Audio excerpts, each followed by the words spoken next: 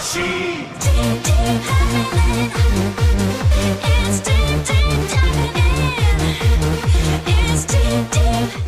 What is up, YouTube? This is Tanashi, back with another Yu-Gi-Oh! Deck profile video. This time I'll be showing you the changes and updates to my Shark deck.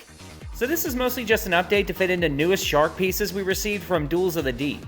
I would have updated it sooner, but I wanted to make sure the new Ghoti archetype didn't have anything randomly useful, because that is just how my luck works sometimes. I get a video ready, suddenly new support drops in the middle of it, and I have to do it over again. But don't take any of this to mean that the updates are low impact. That new support is amazing for this deck. It may be more geared toward numbers than anything, but it gives this deck a massive buff, and extends them very strongly into some of my personal favorite pieces I was already running. And you'll see what I mean when we take a closer look. Starting with the 4-star lineup, we have a playset of Buzzsaw Shark, the deck's best starting piece. As a hard once per turn, it targets a water monster you control, including itself, and summons a different named fish monster from the deck with the same level, but its effects can't be activated and you can only Xyz summon monsters from the extra deck for the rest of the turn. And if it's ever used to summon a water Xyz, you can treat it as level 3, 4, or 5. We have a playset of Lantern Shark, an extender and brother to Buzzsaw. Just like Buzzsaw, if it's ever used to summon a water Xyz, you can treat it as level 3, 4, or 5. And as a hard once per turn, if it's summoned, you can special summon a level 3, 4, or 5 water monster from your hand in defense, but you can only summon Xyz monsters from the extra deck for the rest of the turn. We have a playset of Lifeless Leaf Fish, who, thanks to the new support, is now a playstarter. As a hard once per turn, it can both send any fish from deck to grave on summon except itself, and it can banish itself from grave to target and shuffle any 3 fish monsters in the grave back into the deck and draw one. We have one right-hand shark, and no, I no longer play its brother Lefty. As a hard once per turn, he can search a left-hand shark on normal summon, which again I no longer run, resummon himself from the grave if I have no other monsters, but will banish himself if he leaves the field, and if you use him and only other water monsters as Xyz material, that Xyz monster gains the effect of can't be destroyed in battle. We have a playset of Silent Angler, a risky extender you need to save for last. It can inherently summon itself from hand if you control a water monster, but you can't special summon any more monsters from the hand for the rest of the turn you do this.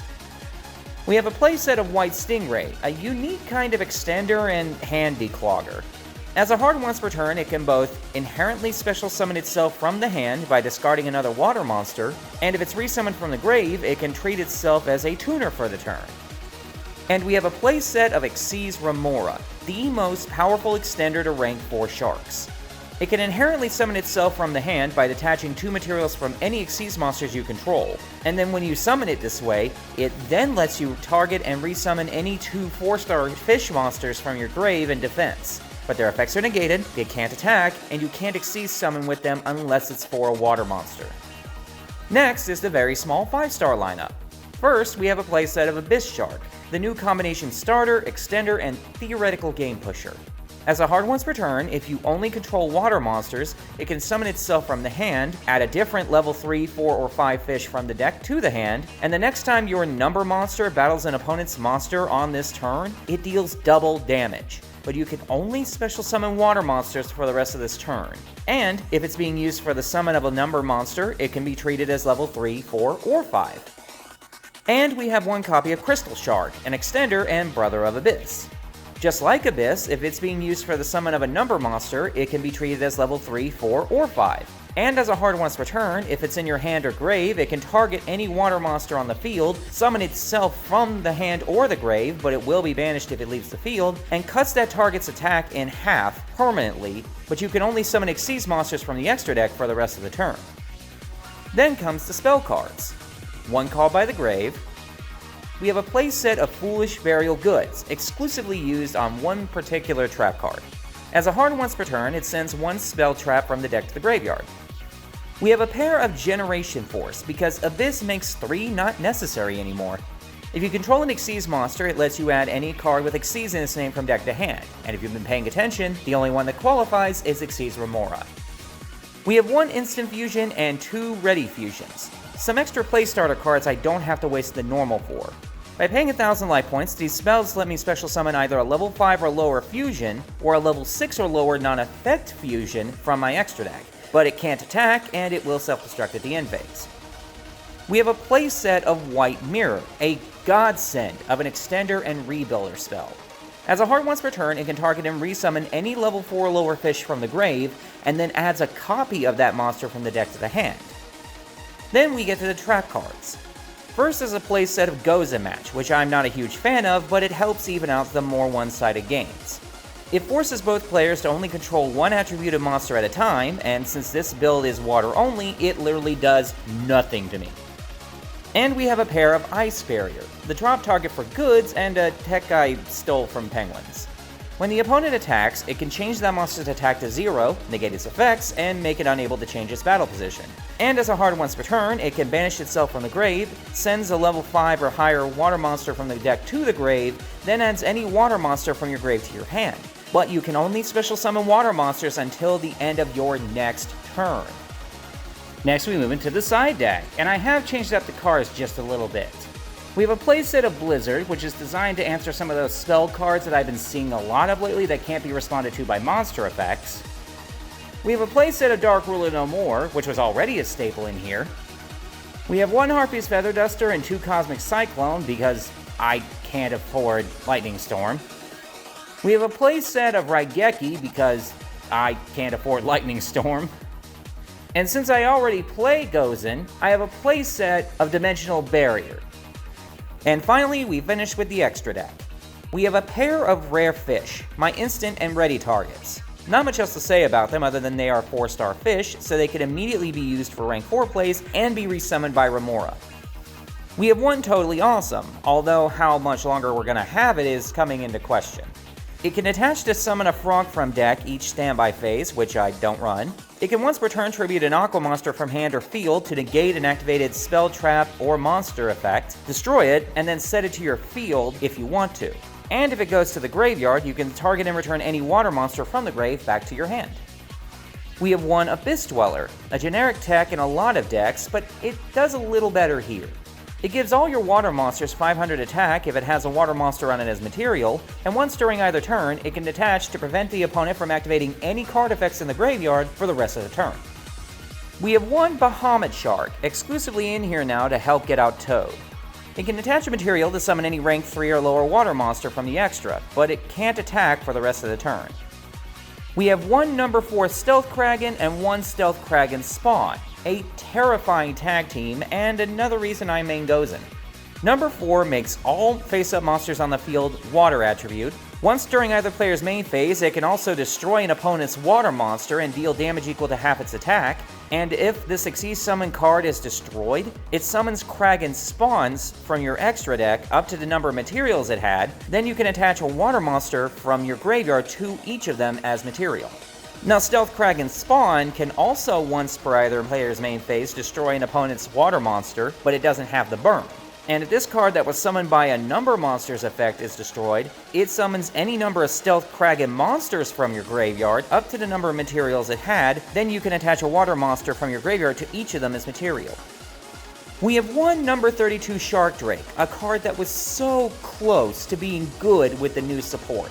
Once per turn, when it attacks and destroys an opponent's monster in battle, it can detach, resummon that monster back to the opponent's field with 1,000 or less attack, and if you do this, it can attack again during that battle phase. In tandem with Abyss's double damage bonus on the first attack, this was going to be a really fun combo, until you remember Abyss only lets you special summon water monsters during the turn you use its effect, which does include summoning them to the opponent's field. We have one number 37 Hope Woven Dragon Spider Shark, which gained the most benefit from the 5-star sharks. As a hard once per turn, it can both detach when any monster declares an attack to reduce all opponent monsters' attack by 1,000 for the rest of the turn, and if it's destroyed and sent to the graveyard, it can target and resummon any other monster from your graveyard. We have one number 101 Silent Honor Arc, the original rank 4 shark boss monster. You can double detach to target an opponent's special summoned attack mode monster and attach it to itself as material, and if it were to be destroyed, you can just attach a material instead. We have one number 103 Ragna Zero, basically a backup target for a certain new card effect. It's not without its use though. During either player's turn, it can detach a material to target and destroy an opponent's attack mode monster whose current attack is different from its original attack, then you get to draw one. We have one Nash Knight, the all-new rank 5 that is a straight upgrade to number 101. It can't die in battle while you control a number monster, and has a hard once per turn during either player's main phase. It can double detach, then attach a number monster from your extra deck to itself, whose number is between 101 and 107, and then attach any face-up monster on the field to itself as well.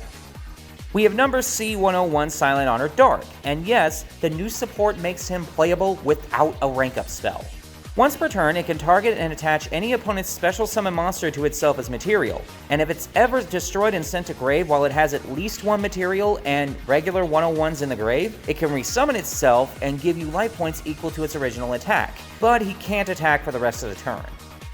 We have one Valiant Shark Lancer, an auxiliary rank 5 offering disruption and convenience stacks. As a hard once per turn, it can both detach from any Xyz you control to target and destroy an opponent's monster. This effect can be used during either turn if you control at least one other Xyz monster, and if a different water Xyz is destroyed while you control him, you can stack any spell in your deck on top of your deck. And finally, we have one CXyz Nash Knight, but I just call him C-Nash for short. You can summon him by stacking him on top of regular Nash, he can't be destroyed by card effects, and as a hard once per turn, you can detach to use him as the full Xyz material to summon any number Xyz whose number is between 101 and 107, but it will self-destruct during the opponent's next end phase. And that is the deck. Now, I fully understand everyone's criticisms toward this new support. Sometimes it feels like the new cards have way too many restrictions. Abyss and Crystal already being 5 stars inherently makes them a bit clunky for old sharks, but the fact that Abyss locks you into water plays does slow a lot of generic stuff down. And Nash and C-Nash require some significant extra deck slots to be useful. But with that in mind, Abyss does give you a search option for any monster in the deck, Crystal is free recursion while also weakening the opponent's board slightly if you control Kraken, Nash's Steel being non-target, non-destructive, and a quick effect makes it get around a lot of problematic pieces, and C-Nash enabling C101 without needing a rank-up spell removes the main deck brick the deck was dealing with. So while the locks are a bit much, I think that they are fairly well balanced given the payoffs they offer, provided you don't mind catering to the playstyle over the generic good stuff. And if you've seen any of my videos, you know I don't mind in the least. I thank you for watching the deck profile video. If you can think of any ways to improve this all-water deck, feel free to let me know. In the meantime, this has been Nanashi, signing out.